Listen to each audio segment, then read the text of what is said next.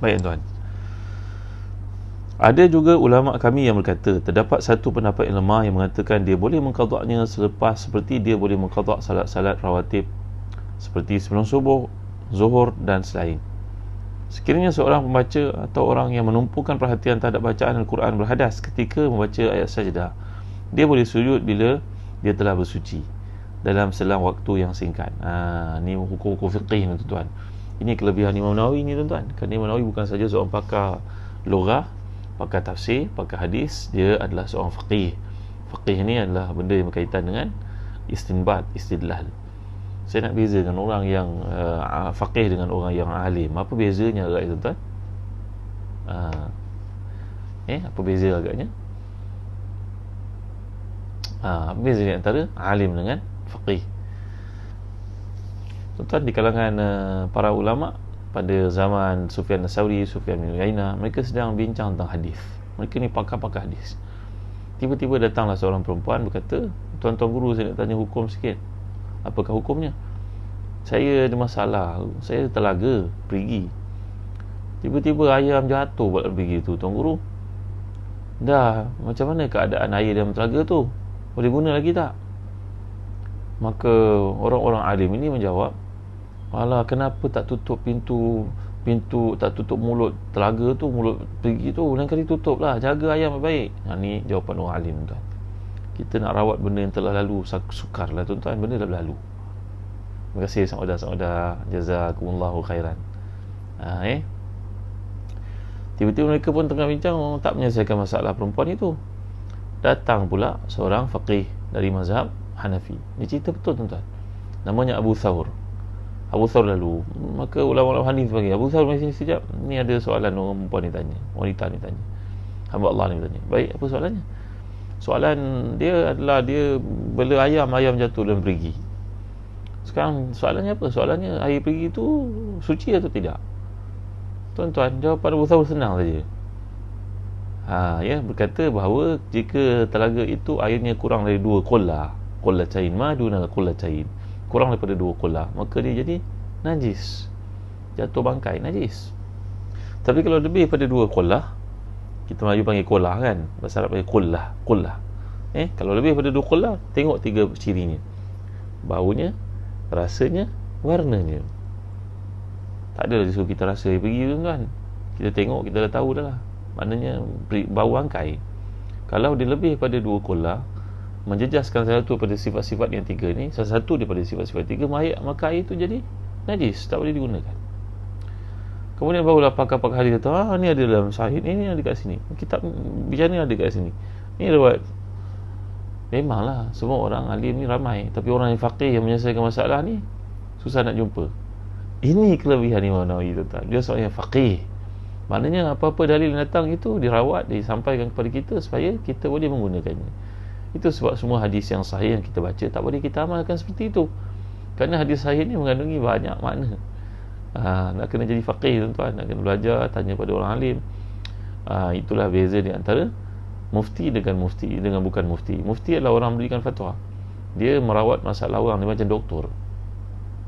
Manakala ahli hadis, selain daripada ahli hadis ni, ulama dalam bidang-bidang itu yang tidak merawat masalah orang, dia ibarat ahli farmasi. Beza tak agak-agak ahli farmasi dengan doktor? Beza tuan-tuan. Kita kalau pergi ke farmasi, kita dah tahu penyakit kita, boleh beli ubat terus. Tapi kalau tanya pada ahli farmasi, mungkin dia boleh bagi jawapan yang betul, mungkin dia bagi jawapan yang salah. Kerana kita perlukan doktor. Doktor tu yang tahu kes kita. Kan doktor lain cara fikirnya pada seorang ahli farmasi. Nampak tak tuan-tuan? Jadi Imam Nawawi merupakan seorang ahli kedoktoran. Kalau kita ibaratkan tadi, doktor yang faqih. Orang faqih ini yang dapat menyelesaikan masalah kita, kerana semua bicara dia bawa hadis, Quran, cara untuk kita amalkan. Macam tu. Okey tuan-tuan. Baik. Beliau berkata kalau seorang itu baca ayat berkaitan dengan sajdah, tapi waktu itu dia ada hadas kecil, dia tidak berwuduk, dia adalah seorang hafiz contohnya lah, maka lepas dia ambil wuduk nanti sujud. Kalau waktu di antara dia baca dengan ambil wuduk itu pendek pada hukum akalnya. Baik. Jika dia lewat bersuci hingga melalu masa yang lama, maka pendapat yang sahih yang terpilih diputuskan kebanyakan ulama, dia tidak perlu sujud. Macam juga apa yang telah kita bincangkan tadi. Zamilah. Barakallahu fikum. Ada pendapat lain mengatakan dia boleh sujud, dan dia adalah pilihan pandangan Imam Al-Baghawi yang merupakan salah seorang kalangan ulama mazhab kami. Seperti seseorang boleh menjawab lawangan azan muazin selepas selesai solat. Ukuran menentukan lamanya waktu yang berselang itu adalah uruf, kebiasaan setempat mengikut pendapat yang terpilih. Uruf ni maknanya adat setempat. Kalau ada tempat mengatakan perkara tu tidaklah panjang, orang kampung dengan orang bandar lain cara fikir, betul kan?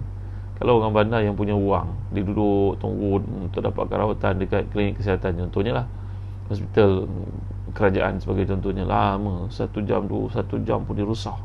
Kalau 3 jam tu lagi lah. Ya, memang dia tak boleh nak alami benda itu panjang. Tapi kalau orang itu, orang tak ada kerja, orang kampung, orang pencen, dia mungkin seronok duduk lama begitu, tuan-tuan. Ni beza berfikir, betul tak? Jadi mengikut uruf setempat, uruf masing-masing. Kalau perkara tu dianggap sebagai panjang, maka panjanglah ia, maka tidak lagi digalakkan. Tapi kalau waktu itu pendek pada hukum urufnya, adatnya, maka orang itu boleh lagi bersujud.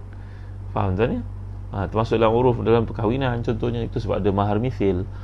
Ni mahar mithil ni maknanya orang kat Johor menganggap mas kahwin banyak ni, orang kat Perak begini nilainya, orang kat Penang lain pula nilainya, orang kat Kelantan mas kahwin lain. Ini uruf namanya. Uruf itu adalah pandu kepada adat setempat. Baik tuan bahagian berikutnya, membaca ayat sajadah dalam satu majlis. Apabila seorang baca semua atau sebahagian ayat sajadah dalam satu majlis, dia sunat sujud pada setiap tempat ayat sajadah tanpa sebarang khilaf. Jika dia membaca satu ayat sajadah secara berulang kali dalam satu majlis, sunat baginya untuk sujud setiap kali membaca ayat sajadah tanpa sebarang khilaf. Ya, kalau kita pergi ke Mesir sebagai contohnya, pagi Jumaat sebelum salat Jumaat itu diadakan, dilakukan, maka ada kari-kari yang terkemuka membaca ayat-ayat berulang-ulang kali, tuan-tuan. Dia macam-macam taranum versi yang dibacakannya. Maka bila kita mendengar ayat berkaitan dengan sajadah, walaupun dibaca 10 kali, 10 kalilah kita sujud, tuan-tuan. Ini pendapat Imam Nawawi. Jika dia mengulanginya dalam satu majlis saja, maka ia perlu diteliti. Jika dia tidak sujud pada kali yang pertama, cukuplah baginya sujud pada semua ulangan. Ini maksudnya, jika dia mengulanginya satu majlis saja, maka dia perlu diteliti. Jika dia tidak sujud pada kali yang pertama, cukuplah baginya sekali sujud bagi semua ulangan. Jika dia baca satu ayat itu berterusan, maka sekali sujud pun dah cukup. Tapi kalau dia baca kelompok ayat yang mengandungi banyak sujud padanya, maka sujud pada setiap kali sampai kepada makam sujud ni tadi. Baik. Jika dia sujud pada kali yang pertama, terdapat 3 pendapat dalam mazhab kami. Pendapat yang paling sahih, dia sujud pada setiap kali membaca ayat sajadah, kerana sebab berulang setelah menunaikan sujud yang pertama. Ada 3 pendapat pula. Kalau katalah dia baca 10 kali ayat sujud, dia tidak sujud pada kali yang pertama, dia sujud pada tempat kedua, maka yang 8 lagi kemudian tu dia tak perlu sujud.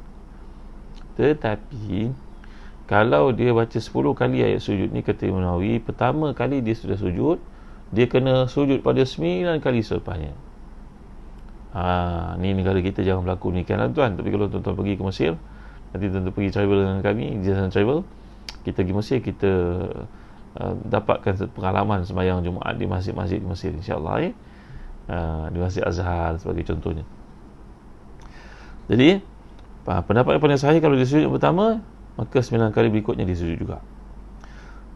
Yang kedua, cukuplah baginya sujud bagi semua ayat sajadah itu.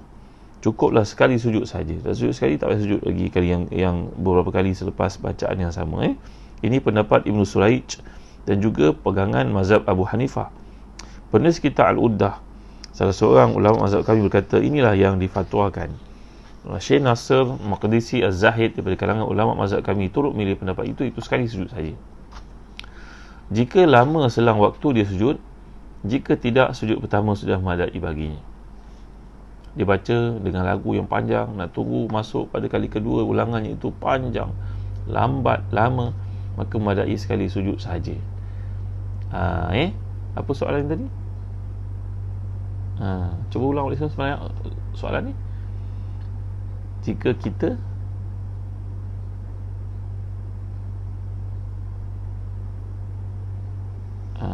baik apabila dia mengulangi satu ayat saja dalam sujud, dalam salat, sabar ya Ibrahim, Alhamdulillah. Jika apabila dia mengulangi satu ayat saja dalam satu salat, ayat tersebut seolah-olah berada dalam satu majlis jika dilakukan dalam satu rakaat, maka hukumnya bertepatan dengan tiga pendapat tadi. Jika dilakukan dalam dua rakaat, ayat itu seolah-olah berada dalam dua majlis dan dia hendaklah mengulangi sujud tanpa khilaf. Kalau dia sembahyang pada dua rakaat subuh, kedua-duanya dibaca ayat sajdah, digalakkan untuk dia sujud kalau dia imam ataupun sembahyang bersendirian dan makmum belakang ikut, ya, dua kali sujud, ya. Tapi kalau dibaca satu rakaat mengandungi beberapa tempat sujud, maka ia sekali sujud saja. Ini penjelasan oleh Imam Nawawi. Baik, berikutnya membaca ayat sajdah dalam permusafiran. Apabila seorang baca ayat sajdah, Jamilah Senawi, barakallahu fikum, Nabiyah Benjamin, Bunyamin. Baik, apabila seseorang membaca ayat sajdah ketika menaiki kenderaan dan satu pemusafiran, dia boleh sujud dengan syarat, dengan isyarat, sujud dengan isyarat. Umpamanya dia menaiki kapal terbang, dia baca ayat-ayat ayat sajdah, sujud dengan isyarat boleh cukup. Seperti itu contohnya, tunduk seperti itu. Inilah pegangan dalam mazhab kami, mazhab Malik, Abu Hanifah, Abu Yusuf, Muhammad, Ahmad, Zufar, Daud dan selain mereka. Ini merupakan nama-nama ulama mazhab Hanafi, Daud Zahiri. Ini pendapat-pendapat para ulama.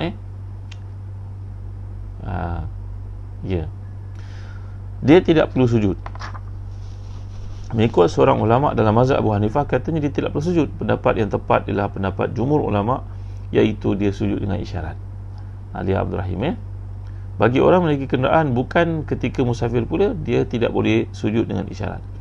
Bagi orang memiliki kenderaan bukan ketika musafir, dia tidak boleh sujud dengan isyarat, dia kena sujud dengan sebenar-benarnya. Seperti kita pelajari. Baik, membaca ayat sajdah sebelum Al-Fatihah. Apabila seorang baca ayat sajdah dalam salat sebelum baca Al-Fatihah, sunat baginya sujud. Berlainan pula bila dia membacanya ketika rukuk dan sujud. Dia tidak boleh bersujud kerana tempat rukun berdiri adalah ayat yang sajdah yang dibaca. Jadi ada dalam pendapat ini menceritakan orang itu sembahyang baca surah yang mengandungi ayat sajdah sebelum baca Al-Fatihah. Apakah hukumnya? Apa hukumnya tuan? Hukum sembahyangnya sah. Dan dia kena sujud sajdah. Faham tuan ni? Ini adalah fatwa dalam mazhab Syafi'i. Baik tuan ni boleh kawaskan. Ini perkara-perkara seperti ini perkara-perkara pelik, tapi sebenarnya ia berlaku dalam suasana tertentu. Jadi difatwakan kalau dibaca satu surah yang mengandungi ayat sajdah sebelum baca Al-Fatihah, maka dia tetap digalakkan, disunatkan untuk sujud ketika dia sembahyang bersendirian sebagai contohnya. Baik. Berlainan pula jika dia membacanya ketika rukuk dan sujud, dia tidak boleh bersujud kerana tempat rukun berdiri adalah tempat yang sajdah dibaca. Jadi semasa kita rukuk, semasa kita sujud, tidaklah digalakkan untuk kita baca ayat Quran. Hukumnya makruh untuk baca ayat Quran ketika rukuk ataupun sujud. Maka ketika kita rukuk, kalau seorang itu baca ayat Quran, maka tidaklah dituntut dia untuk sujud tilawah ni tadi, kerana sujud tilawah dibaca dalam keadaan kita qiyam, barulah berlakunya sujud itu. Jika dia membaca ayat sajdah kemudian turun untuk sujud, tiba-tiba dia syak sama ada dia telah baca Al-Fatihah atau belum, maka dia sujud tilawah dahulu, kemudian berdiri semula dan baca Al-Fatihah, kerana sujud tilawah tidak boleh dilambatkan. Ini hukumnya. Orang ni disembayang, dia sembayang malam sebagai contohnya, dia terus baca surah sajdah, lepas tu nak sujud, aku ni tadi dah baca Al-Fatihah aku belum tuan, jadi dia sempurnakan sujud tilawahnya tadi, kemudian bangkit semula, sempurnakan ayat, kemudian baca Al-Fatihah. Hukumnya sembahyang itu sah atau tidak? Sah sembahyang. Juga bagi orang yang was-was bacaan Al-Fatihahnya, aku ni baca tak betul, ulang balik surah Al-Fatihah dalam satu sembahyang, dalam satu rakaat, hukumnya sah sembahyang tersebut tuan-tuan. Macam juga tahiyat akhir, baca-baca rasa macam ada tertinggal, ulang balik semula, sembahyang itu tetap sah walaupun berkali-kali dia baca tasyahud akhir ataupun tahiyat akhir ni tadi. Jelas tuan? Macam-macam benda-benda pelik Okey, yang terakhir pada pagi ini untuk kita semua, membaca ayat sajadah dalam bahasa Parsi. Jika dia membaca ayat sajadah dalam bahasa Parsi, dia tidak perlu sujud mengikut pendapat kami, sama seperti keadaan dia mentafsirkan ayat sajadah. Abu Hanifah berkata dia boleh sujud. Abu Hanifah hidup di dalam masyarakat Parsi. Beliau juga keturunan orang Parsi, Abu Hanifah ni. Maka ada di kalangan orang masuk Islam tapi tak menguasai bahasa Arab, tak sempat belajar bahasa Arab, tak sempat baca Al-Fatihah dengan baik. Dia baca Al-Fatihah dalam versi bahasa Parsi, dan dia baca ayat-ayat sajadah dalam versi bahasa Parsi. Dia sujud tak? Kata Abu Hanifah, sujud. Bagaimana dapatkan saudara? Boleh tengok kat bawah ni, klik kat bawah ni. Klik kat bawah ni, nanti boleh disambung kepada Zahazan Travel. Kami sedang adakan kempen satu rumah satu birkah sempena bulan kemerdekaan ni. Tinggal beberapa hari saja lagi ada kempen menarik ni. Beli 5 dapat 3 hadiah. 3 lagi sebagai hadiah. Beli 5 dapat 3 lagi hadiah. Antaranya dapat haus sauda, dapat kurma. Jom segera. Kerana masih tinggal sikit saja lagi untuk kempen ni berakhir. Gitu tuan-tuan. Memang berlaku terlupa. Betul. Kalau kita terlupa, kita ulang balik semula bacaan. Semua yang bertanya jadi baca Al-Fatihah beberapa kali kerana kita lupa, boleh, tak ada masalah. Macam juga baca tahiyat akhir. Okey. Jadi tuan, setakat ini saja dulu untuk kuliah kita pada pagi ini. Assalamualaikum warahmatullahi wabarakatuh.